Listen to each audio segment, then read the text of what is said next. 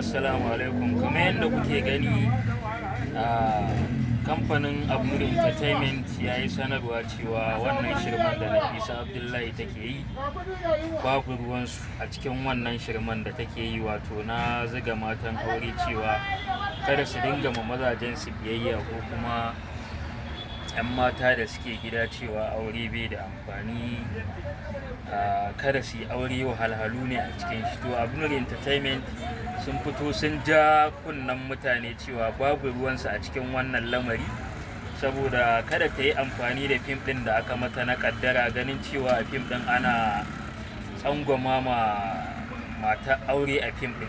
To su sun yi abinsu ne don faɗakarwa, ba wai don cewa ta yi amfani da wannan abun ba, kamar yadda suka sanar babu ruwansu a ciki. Saboda haka Nafisa Abdullahi ba ma goyon bayan ki a wannan ɗabi'a da kika ɗauko na cewa kada mata su yi aure, ko kuma kada su yi biyayya ga mazajensu.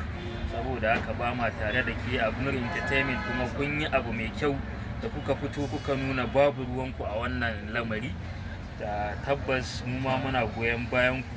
Saboda haka ni gaskiya saboda ban ma san dinga ganin ta ko fim ɗin ma na daina kallo. Saboda haka gaskiya Nafisa Abdullahi ba ma tare da ke a wannan babu. Duk wanda aka haife shi ta hanyar aure babu yanda za a iya ce zai kyamaci aure. Saboda haka ba ma tare da Nafisa Abdullahi ko ɗaya a cikin wannan abu.